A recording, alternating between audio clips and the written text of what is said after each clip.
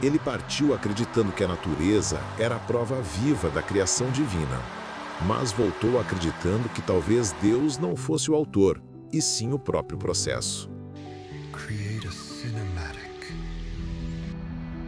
Em 1831, um jovem pastor em formação embarcou em uma viagem que mudaria não apenas a ciência, mas a forma como o ser humano enxerga a si mesmo. Nas florestas tropicais, ele viu beleza. Nas tempestades, crueldade. E nas ilhas isoladas, algo que ninguém ousava imaginar.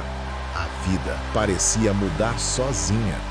Como um homem de fé se transforma no símbolo da dúvida. O que ele viu no mar e nas montanhas que abalou séculos de crença. E que preço se paga por descobrir algo que pode contradizer o próprio Criador? Antes da revolução que mudaria tudo, precisamos voltar ao começo, ao momento em que um jovem buscou Deus na natureza e encontrou a natureza no lugar de Deus. Like a young Darwin kneeling. If a nature, no, no, no, no, no, no, no, no, no, no, no, no. If a nature, no, no, no, no, no, no.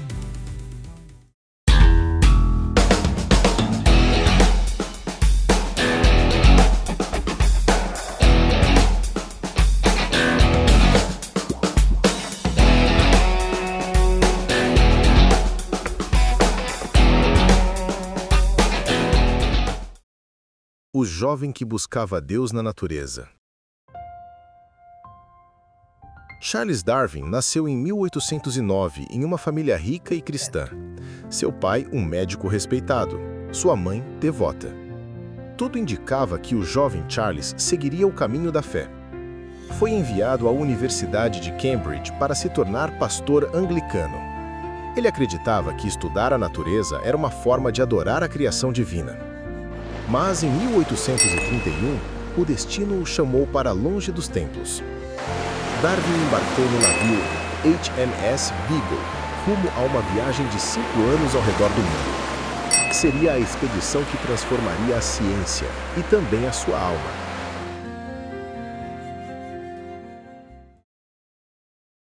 Nas florestas do Brasil, ele viu a exuberância da vida. Nos penhascos da Terra do Fogo, testemunhou a crueldade da natureza. E nas Ilhas Galápagos, descobriu algo inquietante. Animais semelhantes, mas adaptados de formas distintas em cada ilha. Se Deus criou cada espécie perfeita e imutável, por que o mundo mostrava tanta dor e imperfeição? Durante a viagem, Darwin travou amizade e conflito com o capitão Robert Fitzroy, um cristão fervoroso. Fitzroy acreditava que Deus criou cada espécie isoladamente. Darwin começava a duvidar disso. A cada fóssil que encontrava, um pedaço da sua fé parecia se fossilizar também.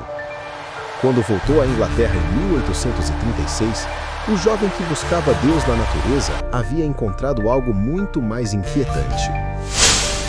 A natureza no lugar de Deus.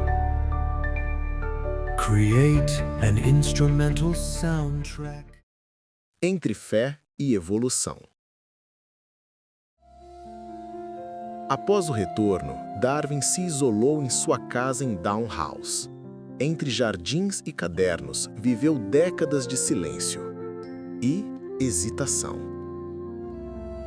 Ele tinha uma teoria capaz de mudar o mundo, mas não tinha certeza se o mundo estava pronto para ouvi-la. E, no fundo, temia algo ainda maior: ferir a fé de Emma, sua esposa, profundamente religiosa. Emma escrevia em suas cartas com ternura e medo: "Temo que, quando morrermos, eu não o reencontre no paraíso."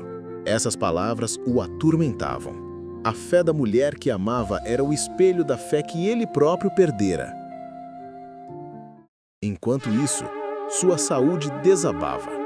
Crises de ansiedade, palpitações, enxaquecas, tremores. Biógrafos descrevem o corpo de Darwin como um campo de batalha entre ciência e culpa. E então, em 1851, a tragédia. A morte de Anne, sua filha favorita. Darwin nunca se recuperou. A fé que restava se dissolveu. A morte de Anne foi o dilúvio que apagou o último vestígio de fé em Darwin. Durante anos, ele continuou a escrever, mas sem coragem de publicar. Até que em 1858, o destino bateu à sua porta. Chegava uma carta de Alfred Russel Wallace, um naturalista que trabalhava nas ilhas do Sudeste Asiático. Dentro dela, uma teoria, idêntica à sua, a seleção natural. Darwin ficou em choque. Escreveu a amigos dizendo que a coincidência era espantosa. Não dormiu por dias. Se publicasse agora, pareceria vaidoso. Se ficasse em silêncio, perderia o trabalho de toda uma vida. A dúvida, mais uma vez, o consumia. Seus colegas Charles Lyell e Joseph Hooker intervieram. Propuseram apresentar as ideias de Darwin e Wallace conjuntamente, diante da Linnean Society of London. Foi a salvação e o empurrão que ele precisava. No ano seguinte, 1859, ele publica A Origem das Espécies. O impacto foi imediato. Alguns o chamaram de profeta, outros de herege. Mas Darwin, o epicentro de toda aquela revolução, manteve-se calado em Down House. Não compareceu a debates, não se defendeu. Apenas observava, em silêncio, o mundo tentando compreender o que ele havia revelado. Era o homem que abalou o mundo, mas tremia diante de uma polêmica. Sua teoria mudaria a ciência, a psicologia e até a filosofia, mas o preço foi o isolamento. Darwin transformou a fé em dúvida, e a dúvida em conhecimento. Há grandeza nessa visão da vida, escreveu ele, e talvez essa grandeza seja o ato mais solitário de coragem humana. Duvidar.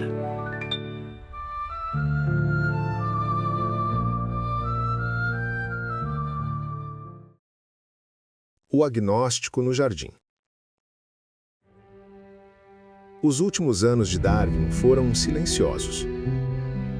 Vivendo em Down House, ele ainda escrevia, observava, correspondia-se com os cientistas e, raramente, saía de casa.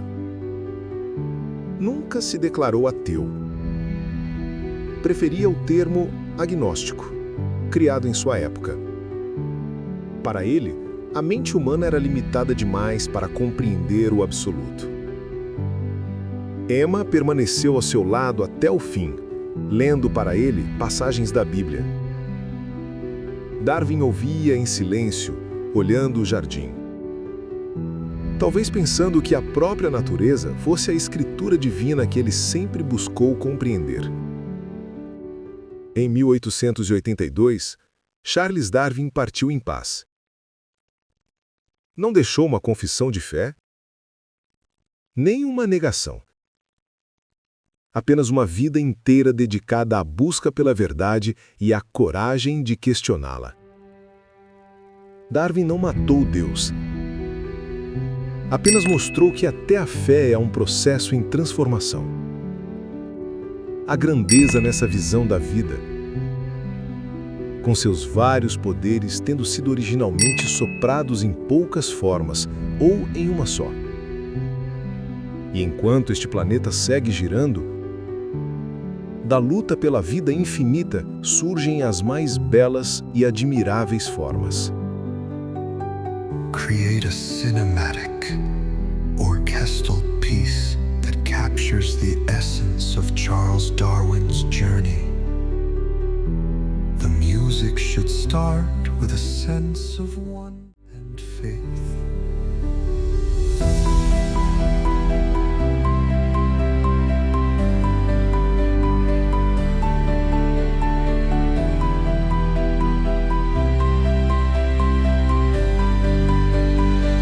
Like a young Darwin kneeling. If a nature, no, no, no, no, no, no, no, no, no, no, no, no, no. If a nature, no, no, no, no, no, no, no, no, no. like a young Darwin kneeling before nature.